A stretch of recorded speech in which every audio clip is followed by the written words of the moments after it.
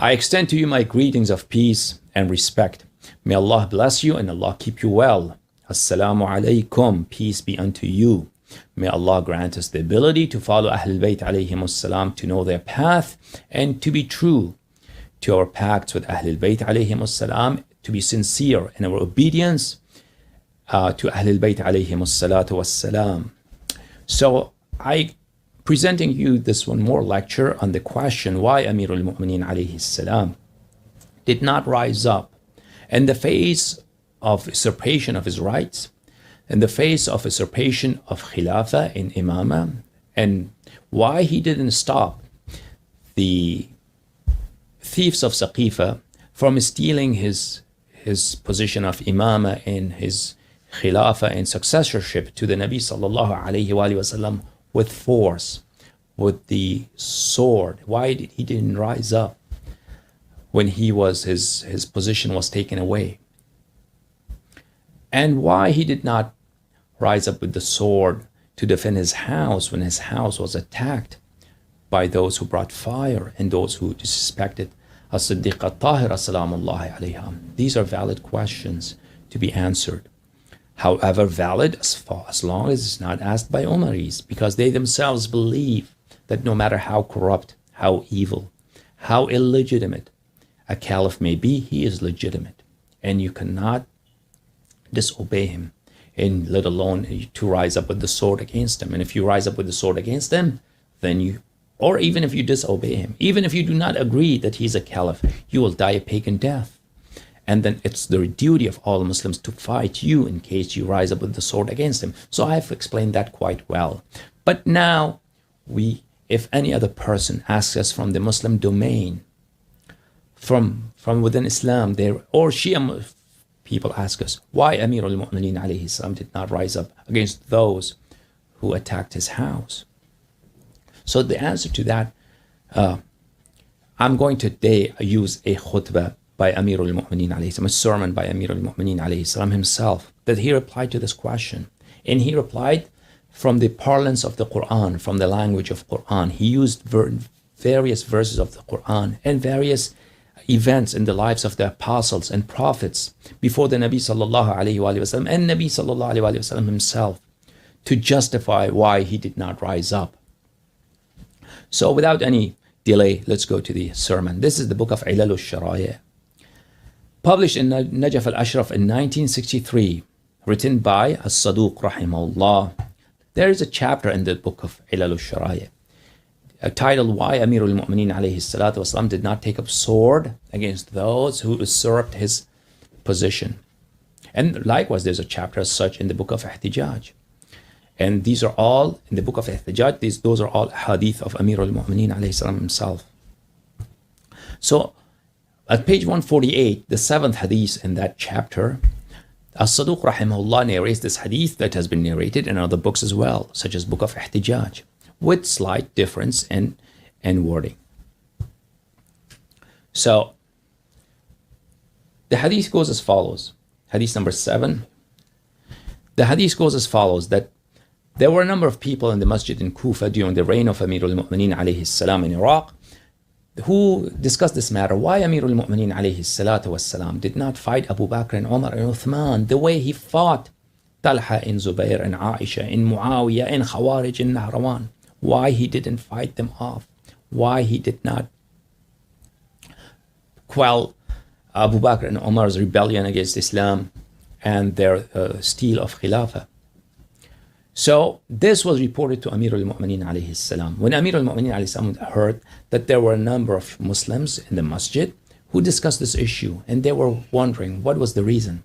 Why there's a dichotomy, why there is an inconsistency, seeming inconsistency between his conduct against Abu Bakr and Umar and Uthman and his conduct against Muawiyah and Talha and Zubair and the Khawarij of Nahrawan. Why Amir al-Mu'mineen alayhi salam fights in one case and did not fight in the other case? What is the reason? So this was reported to Amir al-Mu'mineen alayhi salam. When he heard this, Amir al-Mu'mineen alayhi salatu wasalam summoned them for prayers, for a collective prayers in gathering.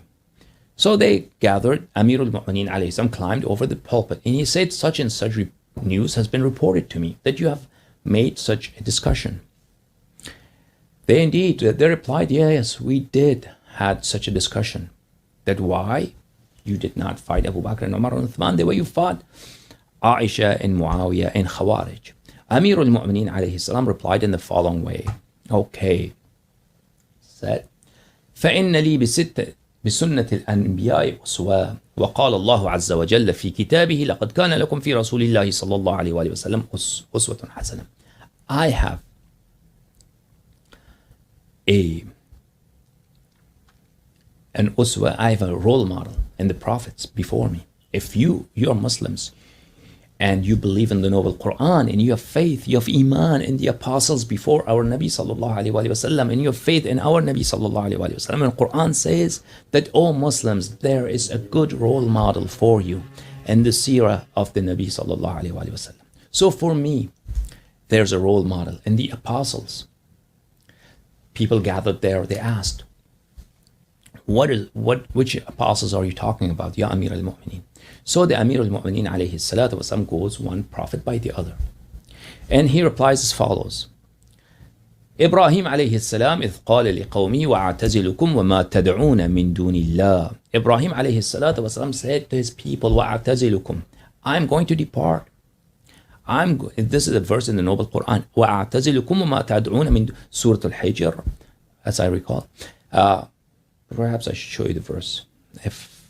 Surah Maryam. Surah وَأَعْتَزِلُكُمْ وَمَا تَدْعُونَ مِن دُونِ اللَّهِ. So Ibrahim alayhi salatu wasalam showed some very fascinating, perplexing miracles. He was thrown into fire and the fire did not burn him.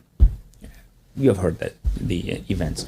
So Ibrahim alayhi salatu wasalam, despite that people knew that these idols were fake, they were not gods, they did not listen to Ibrahim alayhi salam. And they knew Ibrahim alayhi salam was telling the truth, that he is indeed an apostle on the account of his miracles, on the account of his being truthful and honest. So they knew, and his message was rational and logical. But they did not accept him, and they not only did not accept his message, they showed their animosity. They always bothered Ibrahim alayhi salatu wassalam. Not only bothered, but they did adiyah to Ibrahim alayhi salam. They really perturbed Ibrahim alayhi salam. They would throw stones, or they would call him names, or they would ridicule him.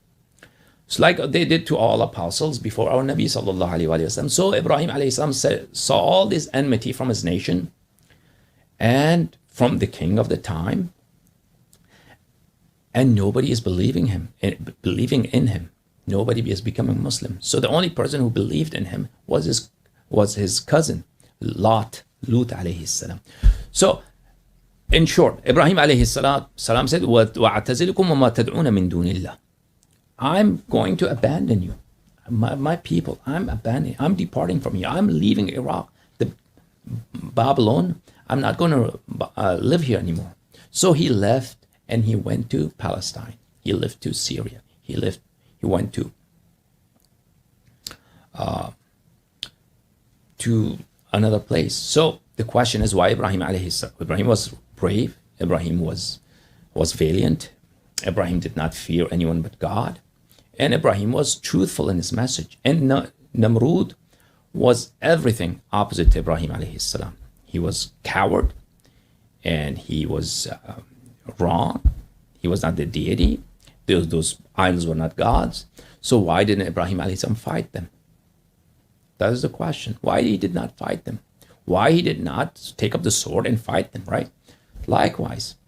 So for whatever reason, Ibrahim alayhi salam did not fight his people. Why he did not fight them? Because nobody believed him. He didn't have any followers. He didn't have any soldiers. You fight them with what? You want to fight the king and all the people who disbelieve in you, who consider you a liar, who ridicule you. You will have to exterminate everybody. A great massacre. So Ibrahim alayhi salatu wasalam did not fight them for the obvious reason. So Amir al-Mu'mineen alayhi salam says, if you say that Ibrahim alayhi salatu wasalam decided to depart that land. And it's not easy to depart one's homeland, where you've grown up, where you have lived all your life, and all your friends, all your relatives, everything you know is in that environment. You want to leave it. That's not easy. And Ibrahim alayhi salam is leaving that behind. Why? Amir al-Mu'minin alayhi salam says, if you Muslims tell me that he left and departed Iraq, not for any animosity from his people, not because of very antagonistic and very negative behavior from all the people around him, rather they were very friendly for him, then you have lied. No, you've lied. That's a lie. That's not true. But if you believe that Ibrahim alayhi salatu wasalam, despite animosity from his people, he did not fight them. Rather, he accepted that waging a war, that is not the prudent thing to do. That is not the rational option to take. So he took another option. He left that area. If you agree with me that was Ibrahim alayhi salatu wasalam's course, so if Ibrahim alayhi salam as a prophet, that was his reason, and you agree with him, then me as an heir of apostles, then that is the same argument as mine, and you cannot disagree with me. Okay. And then he said, وَلِي بِابْنِ خَالَتِهِ لُوطٌ أُسْوَى إِذْ قَالَ لِقَوْمِهِ لَوْ أَنَّ لِي بِكُمْ قُوَّةً أَوْ آوِي إِلَى رُكْنٍ شَدِيدٍ فإن قلتم إن لوطا عليه السلام كانت له بهم قوة فقد كفرتم وإن قلتم لم يكن له قوة فالوصي أعذر. And there's an example for me in Lot. He was a prophet, he's an apostle, he's infallible. He is indeed dispatched by Allah with a message to his people. And what did he say to his nation? He said, لو أن لي بكم قوة أو آوي إلى ركن شديد. I wish, it is my desire, I pray that if I had power, that if I had the might, if I had the force to fight you, or if I may take refuge in a fortress that's well protected. So he confessed to his people that he is weak and he is broken and he is defeated.